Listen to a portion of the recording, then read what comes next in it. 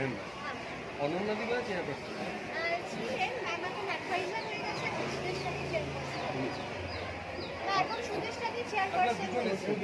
না আমাদের legal officer ওই তো হাসপাতালেও গেছিল आ जाइए अरे आ जाइए थोड़ा करीब आ जाइए কি কথা বললেন না মানে ঘটনাটা যখন হয়েছে সবাই স্বাভাবিকভাবে সবাই তার স্কুলে এরকম একটা ঘটনা ঘটেছে মানে এটা তো আমরা কিছুতেই দিতে পারবো না বাচ্চাদেরকে সেদিনকে বিষয়টাকে করেছেন এবং সাহস দিয়ে সেদিনকে স্কুলটা কন্টিনিউ করেছেন এবং আজকেও দেখলাম যে বাচ্চারা আসছে বাচ্চাদের মধ্যে সাহস আছে এবং স্কুলের ওপর ভরসা আছে ট্রমা আছে কোনো বাচ্চাদের ট্রমা আছে দেখলেন বাচ্চাদের কোনো ট্রমা দেখলেন কিছু কিছু ক্ষেত্রে বাচ্চাদের তো ট্রমা থাকবে এটা স্বাভাবিক যে আমার স্কুলের মধ্যে একটা এরকম ঘটনা ঘটেছে সেই বিষয়ে আমি প্রিন্সিপালকে জিজ্ঞাসা করলাম উনি বললেন যে সেটা হলেও বা সংখ্যায় খুব কম বাচ্চারা স্কুলে ছাদে বোম পড়লো স্কুলের পরিবেশ নিয়ে কিছু বললেন না নজরদারি বাড়ানো নিয়ে হ্যাঁ সেটা আমরা বললাম যে সিসিটিভিটার সাথে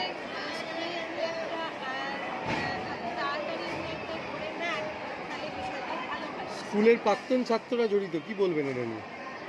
দেখুন সেটা তো ইনভেস্টিগেশন পুলিশ চলছে সেটা ইনভেস্টিগেশন যেরকম দিতে আসবে কারণ সেটা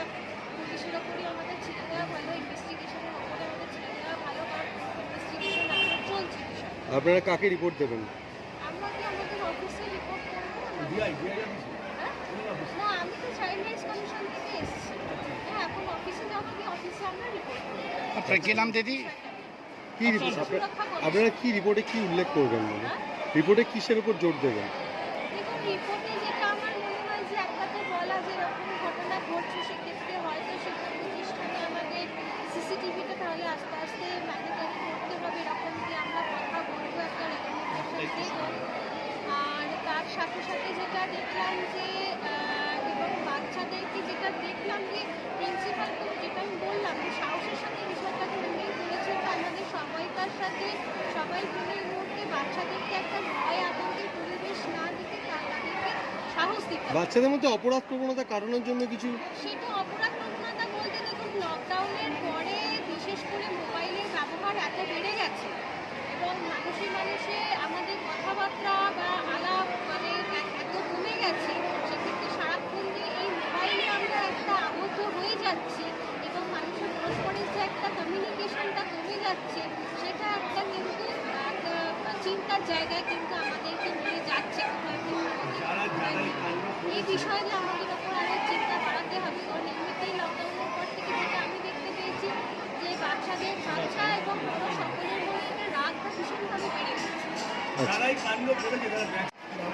দেখুন আমি সেটাই বলছিলাম যে এই বয়সটা একটা খুবই ভীষণ একটা সংবেদনশীল একটা বয়স জাস্ট এরা একটা চাইল্ডহুড একটা ক্রস করে একটা জাস্ট অ্যাডাল্টহুডে একটা পা দিয়েছে তো সেইখানে এরকম একটা ঘটনা কেন করেছে সেটা তো পুলিশ তো ইনভেস্টিগেট করছে সেটা আমার ইনভেস্টিগেশনের ওপর ছেড়ে দেওয়া উচিত কিন্তু বাকি যেটা আমি বললাম যে আমাদের এই যে মোবাইলের ব্যবহারটা কিন্তু আমাদের হবে না যে আপনার নাম বলুন আমার নাম যশোবন্তী শ্রীমানি আমি চাইল্ড রাইটস কমিশনের পশ্চিমবঙ্গ শিশু সুরক্ষা কমিশন